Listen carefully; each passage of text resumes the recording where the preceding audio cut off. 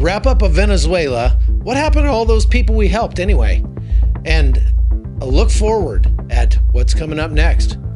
That's right here on today's Hot Zone. This is the Hot Zone. Engaging with the news in a whole new way, international war correspondent Chuck Holton brings insight into areas of crisis and lets you help those affected. Hey folks, Chuck Holton here. I am back in my studio at home and it's a mess. It got all taken apart while I was gone, so it's going to take me a little bit to get it all put back together. But in the meantime, I just wanted to give you a quick wrap up of my trip to Venezuela. As I said yesterday in this podcast, it's very emotionally draining to be on a mission like that because you're just surrounded by so many people that need help and need so much help. And I just don't have unlimited resources. So we helped a lot of people. We helped all the people we could. And part of the reason we were there was to kind of work out a way to help even more people, to go from helping in the dozens to helping in the thousands. And that's what we did. So I went out with a team from Operation Blessing. We got there, I was there over a week and started making assessments of what the need was and where the need was greatest and how could we help. And then kind of went from there, talking to people who were on the ground, going around and talking to Venezuelans, and of course, almost getting kidnapped and that whole thing. But anyway, what I decided to do for the podcast was just choose some people that I could help. Just choose some people that God put in front of me. Don't try to help everybody, but just help a few, and not just give them a little bit that would get them through to tomorrow. We did that with a lot of people too, but pick a few people and really try to change their lives. Really try to just get them to the next level, the next place they needed to go, to get them out of the kind of desperate situation that they were in. And that's what we did. So we picked those four. There's actually more, but let's talk first about the four girls we picked.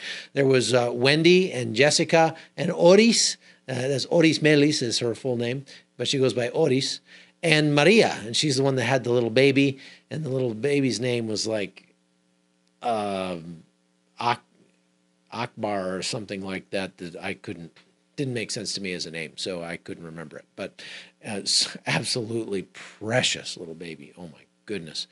And all four of them were sleeping on the street right at the crossing point. So that's probably the worst place because it's the most crowded.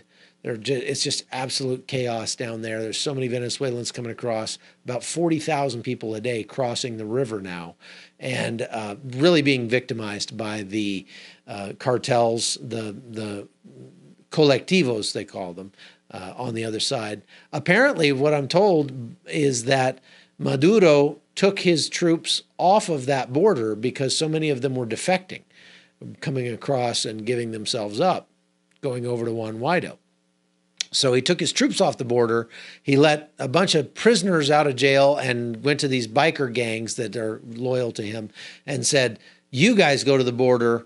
Your pay is anything you can take or steal or charge from people down there. That's how you'll get paid. And so those guys are there just absolutely just victimizing everybody they see. And the problem is, if Maduro goes away tomorrow, like I said yesterday, I think, it's not going to be over, because if the military is on the side of the new president, those gangs are not going to want to give up control. And they've got military weapons, and they're organized, and they've got now a lot of money. And so it's not going to be pretty, whatever happens. Okay.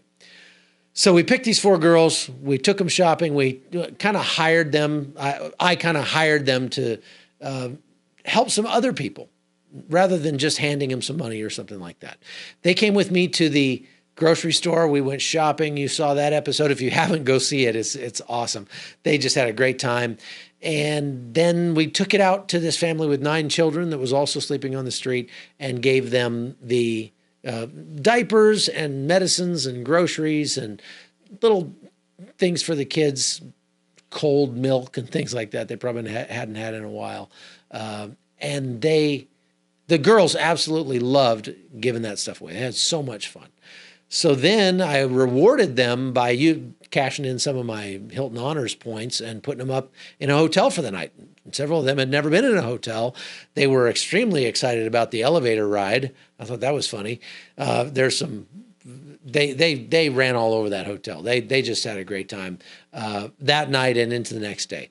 And while we were there, I told them, look, there's a couple of computers here. Get on the computers, do some research, figure out what you want to do next. Let's get you guys off the street for good.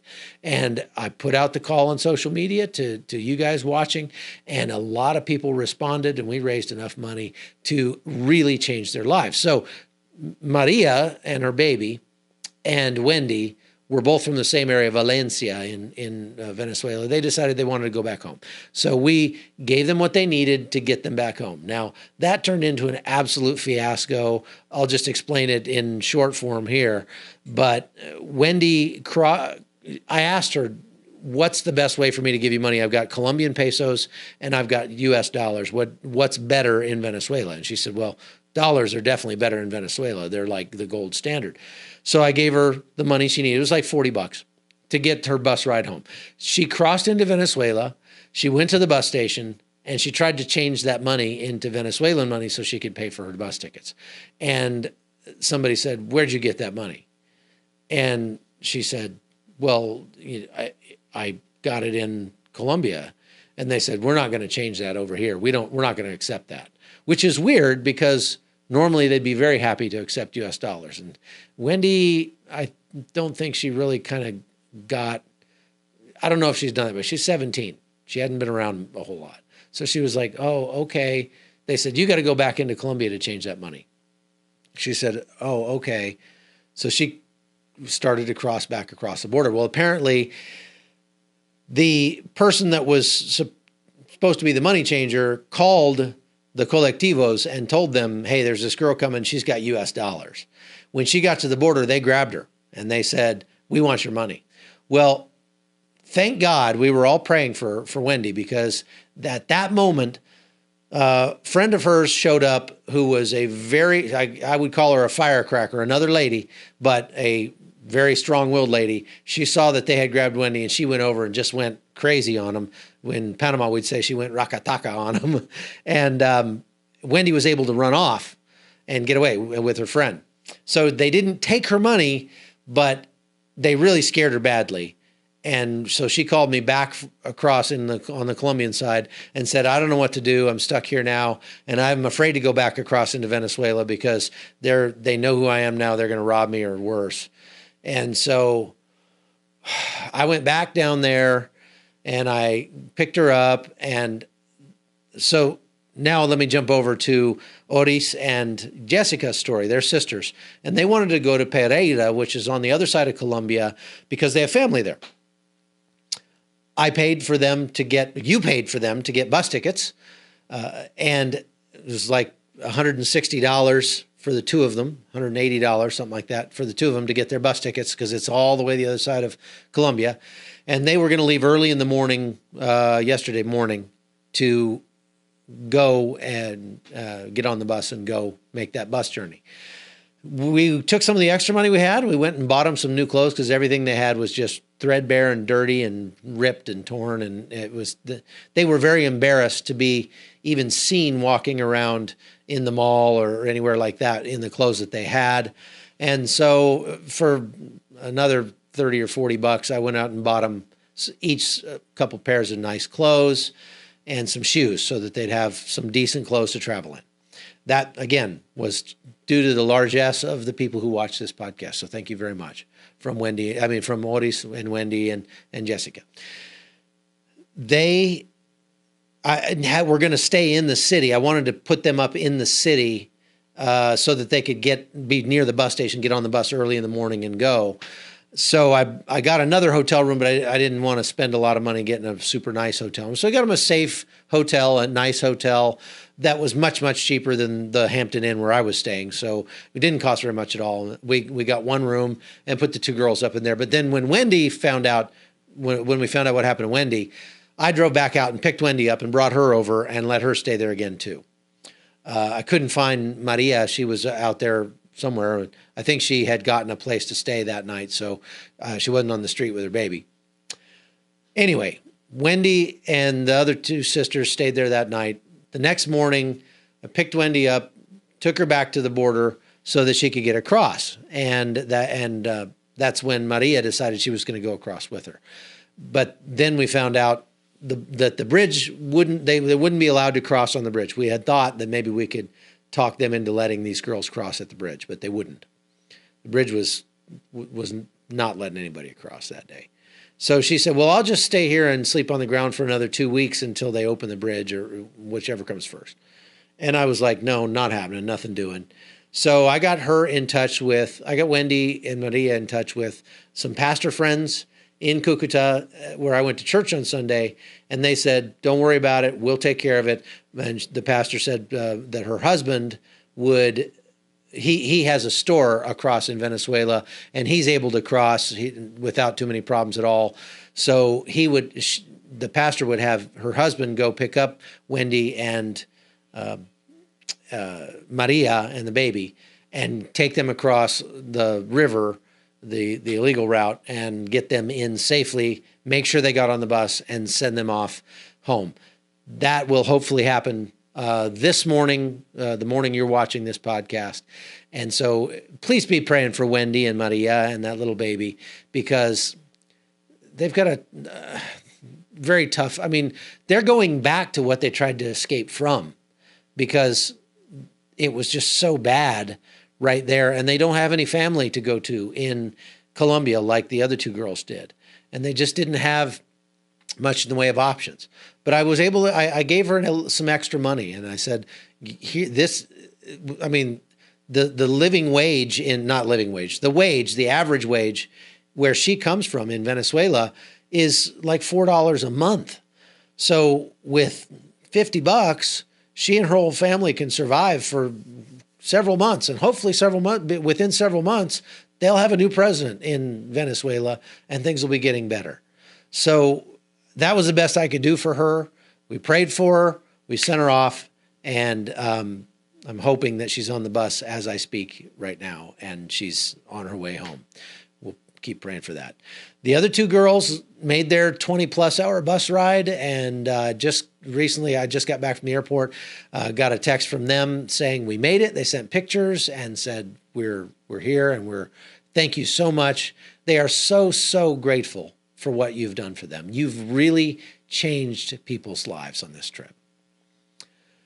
Operation Blessing got their stuff all arranged, got their supplies coming in, and on, I guess, Tuesday was their first day of distribution. And they went out to the area where the walkers are going by on that road going to Bogota, and started handing out food and water and socks. And they had a team of doctors that did medical care for everybody. They prayed with everybody. They really did a great job at meeting the needs of those people. The thing that really got me about all those people that are walking is just how many mothers with children there are. And I just wanted to say, where are the fathers? Where are the fathers? You ask them and they just go, the father's not around. I wish that I could say that I'm appalled that Venezuelan men are that way. In reality, I'm appalled that so many men around the world are that way. They